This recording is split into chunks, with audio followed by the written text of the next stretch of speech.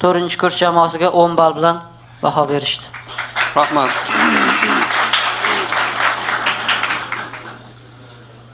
Va nihoyat ushbu majlisimizni eng so'nggi bosqichiga, erkin ijod bosqichiga yetib keldik.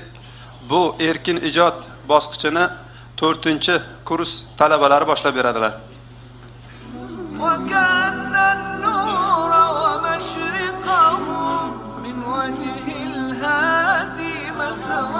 Alloh taoloning go'zal shariatini mukammal tarzda ummatga yetkazib bergan Rasululloh sallallohu alayhi va sallam umrlari oxirlariga bordi.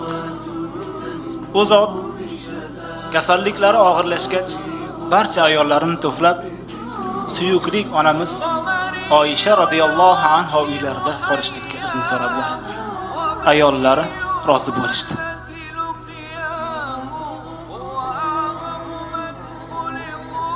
Oyisha onamiz aytadilar, u zotning muborak terlari yuzlaridan shashqator bo'lib oqardi. Men u zotning qo'llaridan tutib yuzlarini arta boshladim. Chunki u zotning qo'llari menikidan afzalroq va pokizaroq edi.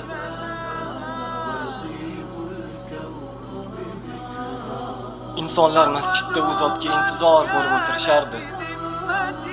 Rasululloh sallallohu alayhi va sallam ularning oldiga sahobalarga suyangan holda chiqdilar va dedilar: Ey insonlar, sizlarning men bilan o'rningiz bu dunyoda emas. Sizlarning men bilan o'rningiz havz bo'yida.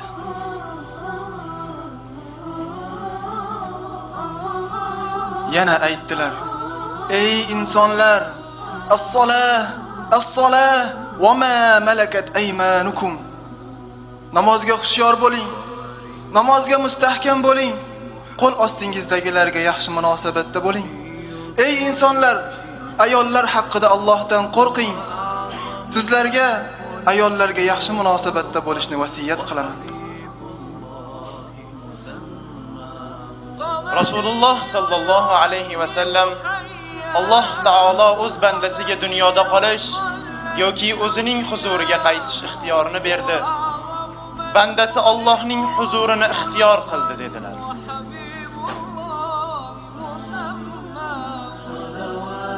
Bu so'zlarning mohiyatini hech kim tushunmasdi. Faqatgina Abu Bakr Siddiq radhiyallohu anhu tushundilar. Qattiq yig'ladilar. Mahzun ovoz bilan qaytarardilar: Otalarimiz sizga fido, onalarimiz sizga fido, ahillarimiz, farzandlarimiz sizga fido ya Rasululloh.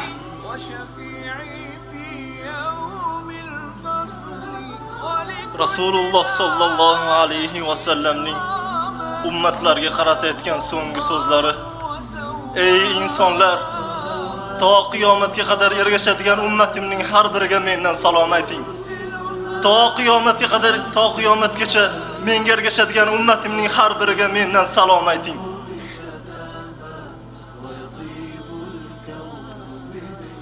Jabroil alayhissalom Rasululloh sallallohu alayhi va sallamning huzurlariga keldilar va aytdilar: Ya Rasululloh, eshik oldida malakul maut izn so'rayapti. Rasululloh sallallohu alayhi va sallam aytdilar: Izn bering ya Jabroil. Jabroil kirdi. Jabroil kirdi va dedi: Ayyatuha ruhut tayyiba, ruhu Muhammad ibn Abdullah, ukhruji ila rida rabbik wa abshiri bi ruhi wa rayhan wa rabbir radin ghayra ghadban. Ey pokiza ruh, Muhammad ibn Abdullah ruhi, pokiza jasaddan rozi bo'lgan holda chiq. Robbing ham sendan rozi, g'azablangan emas. Oyisha onamiz aytadilar: Rasulullohning qo'llari bo'shashdi. Ko'ksimda boshlari og'irlashdi. Bildimki u zot vafot etdilar. Nima qilishni bilmay qoldim. O'rnimdan turib eshikni ochdim va baqira boshladim. Mata Rasululloh! Mata Rasululloh! Rasululloh vafot etdilar. Rasululloh vafot etdilar.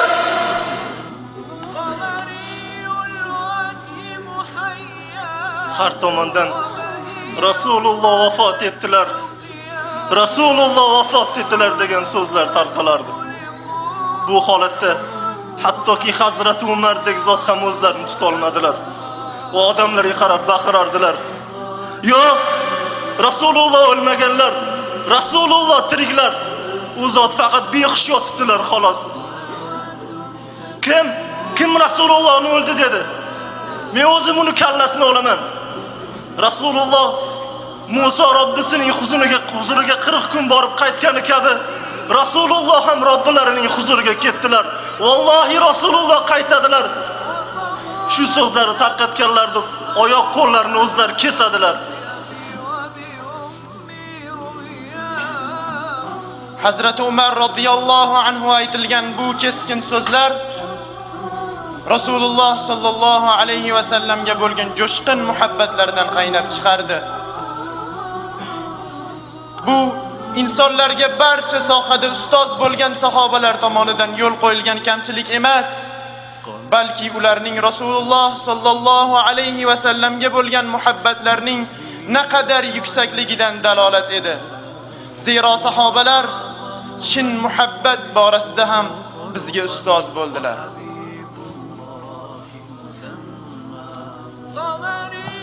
Abu Bakr Siddiq radhiyallohu anhu u kishi aytadilar. Nabiy sallallohu alayhi va sallam bilan birga Madina sari hijratga chiqdim. Kun issiq, qattiq chanqadim. Ichimlik suv keltirdim. Avvalo Rasulullohga uzatdim. Iching ya Rasululloh. Abu Bakr aytadilar. Rasululloh suvni ichganlari sari mening chanqog'im bosilardi. Ya Alloh, Rasululloh suv ichsalar Abu Bakr qoniqsa. Bunday muhabbatning o'xshashi bor.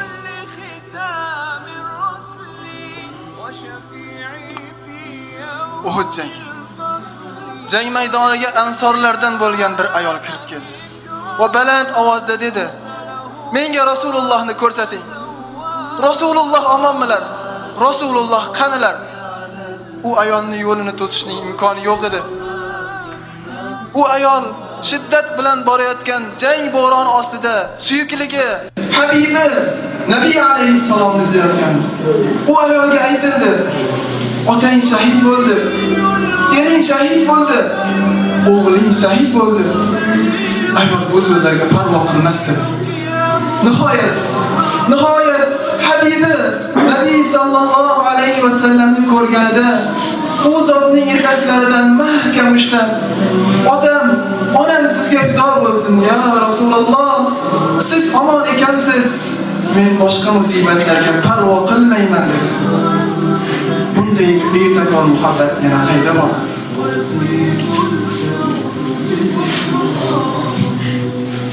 Bilal ibn Abu Rabah Rasulullohning muazzinlari.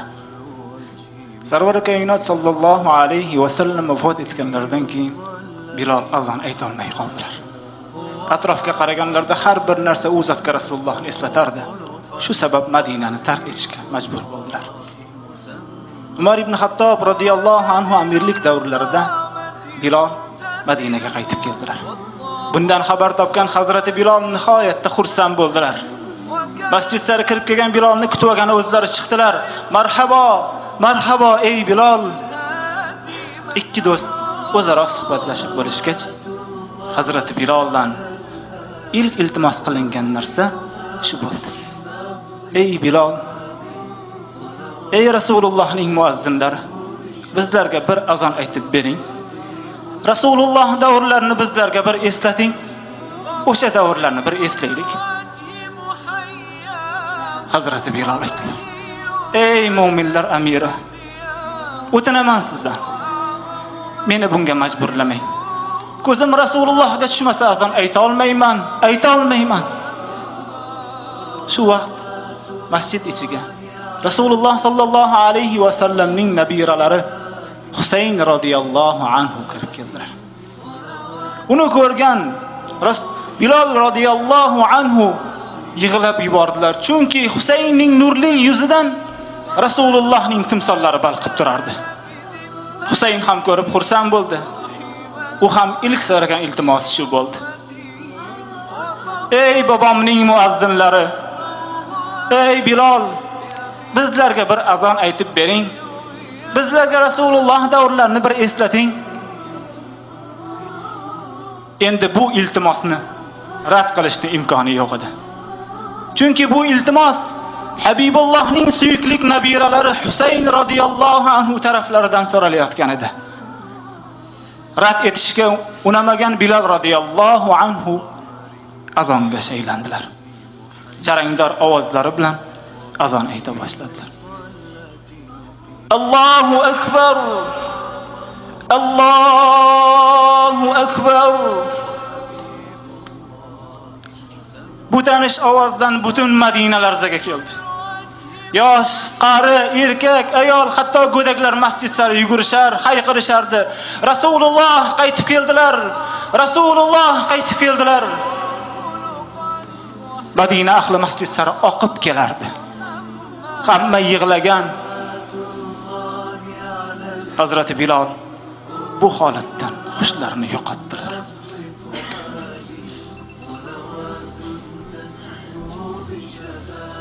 Bilal radhiyallohu anhu bu muhabbatda o'lgunlaricha sodiq qoldilar. Hatto o'lim to'shagida yotarkanlar qattiq yig'ladilar. Insonlar o'limdan shunchalik qo'rqasanmi ey Bilal deb so'rashdi. U zot javob berdilar. Yo'q, bunday fikrni xayolingizga ham keltirmang. Men hayotim tugab borayotganidan yig'layotganim yo'q. Do'stlarim diydoriga musharraf bo'lish sevinchidan yig'layapman. Axir necha yillar ayriliqda bo'lgan Habibim Rasululloh yo'llariga ketayapman-ku. Ha, u zot jo'shqin muhabbatlar bog'lab turgan Sayyidul Anbiyo payg'ambar alayhissalom istiqboli umidida obidida qilayotgan edilar.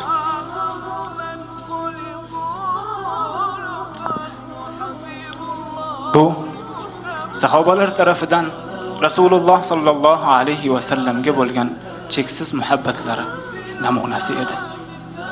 Zero ular mana shu muhabbat evaziga radhiyallohu anhum bo'ldilar. Shu bilan birga Rasulullohning bizlarga aytib mujdalari ham bor. Kunlarning birida u zot qattiq yig'ladilar. U zotdan so'rashdi: "Ya Rasululloh, yig'ingizning sababi nima?" Rasululloh javob berdilar: "Birodarlarimni sog'indim." "Bizlar birodaring emasmizmi, ya Rasululloh?" "Sizlar meni ashoblarimsizlar. Mening birodarlarim meni ko'rmasdan turib menga iymon keltiradilar. Biz ko'rmasdan turib iymon keltirdik Rasulullohga.